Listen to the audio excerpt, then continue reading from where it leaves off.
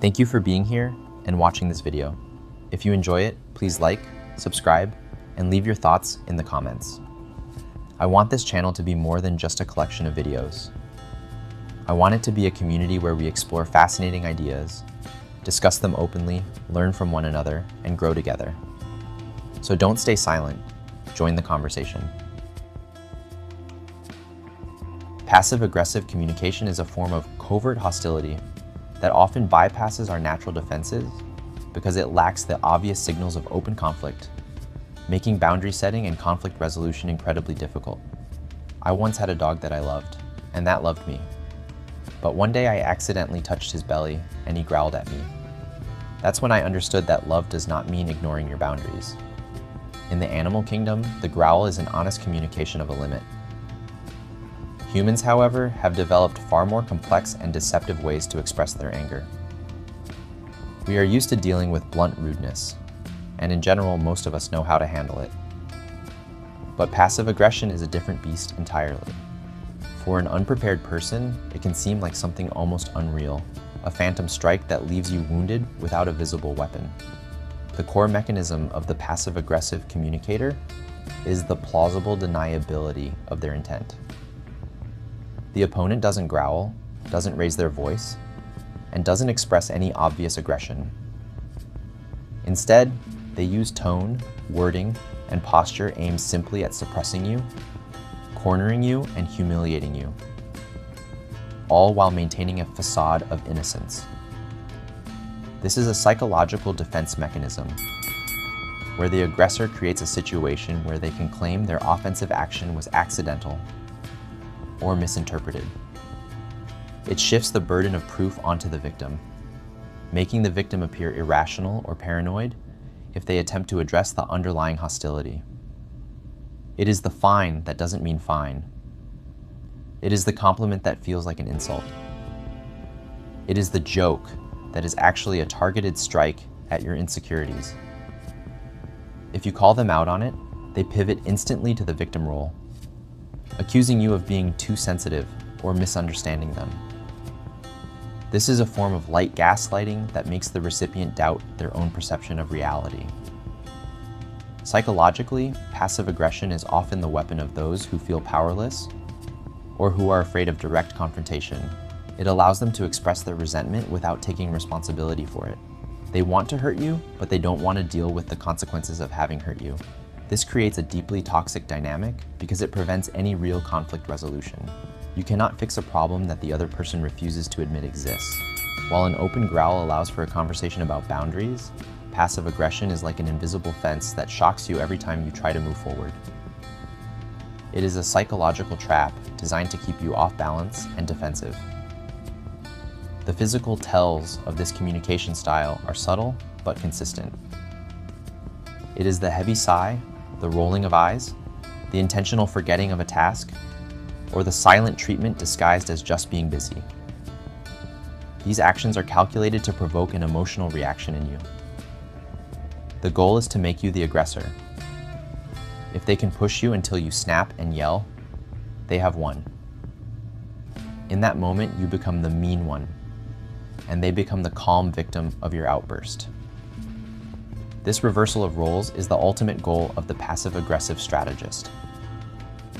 They use your own emotions against you, effectively turning your empathy or your sense of justice into a handle by which they can pull you into their theater of humiliation. Of course, it's better not to engage with such people whenever possible, because there will be no satisfaction or benefit from it. Only humiliation and anger. However, in professional or family settings, avoidance is not always an option. Understanding the mechanism is the first step toward immunity. You have to realize that their behavior is not a reflection of your worth, but a reflection of their own inability to communicate honestly.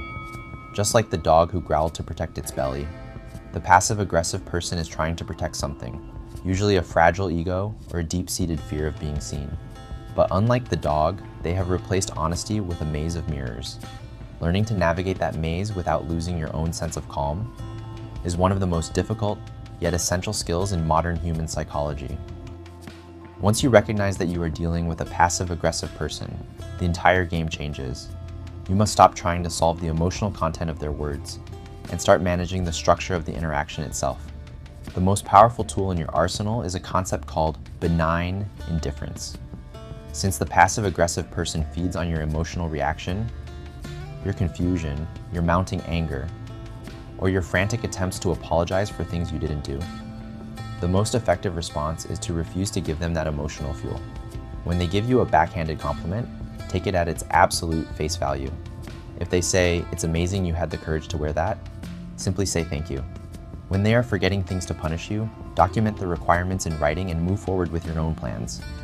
By refusing to play the "guess what I'm really feeling" game, you force them to either change their tactic or find a different target who is easier to manipulate. This is not about being cold, it is about being clinical. You are choosing to maintain your own internal climate rather than letting someone else dictate it with their storms. Another essential tool is fogging. This involves agreeing with any grain of truth in a passive-aggressive statement while remaining emotionally detached from the insult. This prevents the hook of the insult from catching your ego. For example, if they say, "I guess you're just too busy to remember the small things," you respond with, "You're right, my schedule has been very full lately." By acknowledging the fact without accepting the implied guilt, you neutralize the aggression.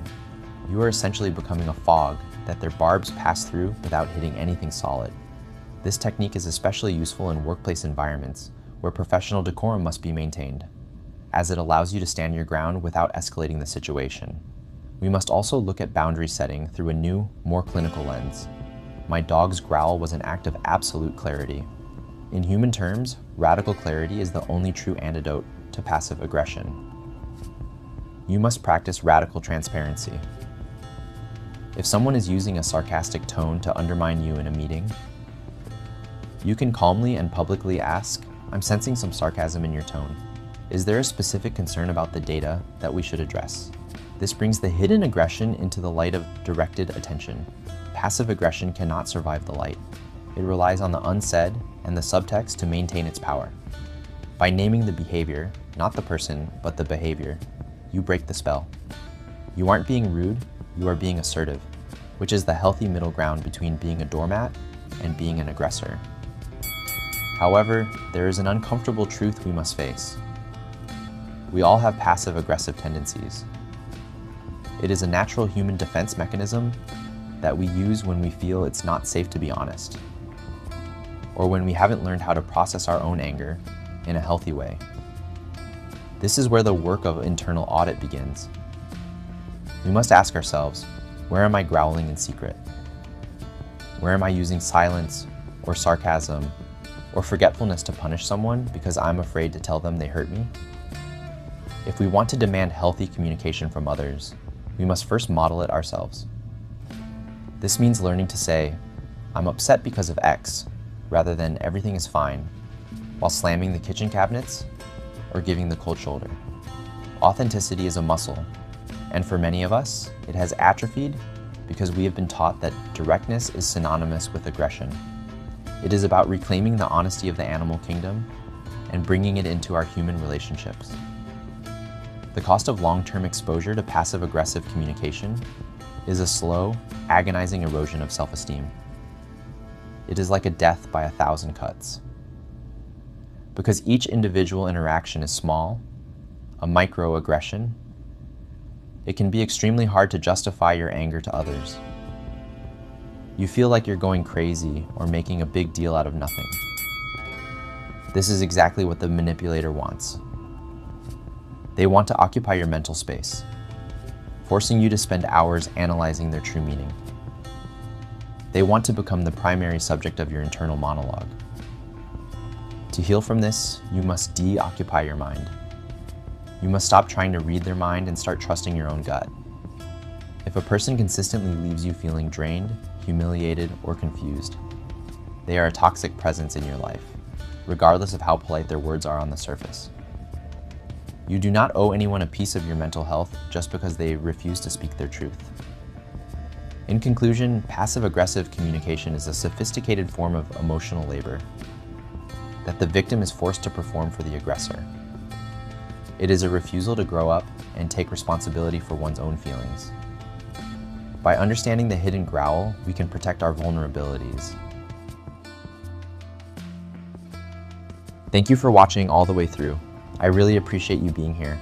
Let me know what you think about the ideas in this video, and feel free to share your own perspective or advice in the comments.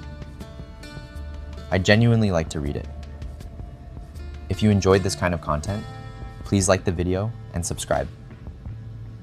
My hope is to build not just a channel, but a community where people explore meaningful ideas, exchange thoughts, and grow together. See you in the next videos. Bye.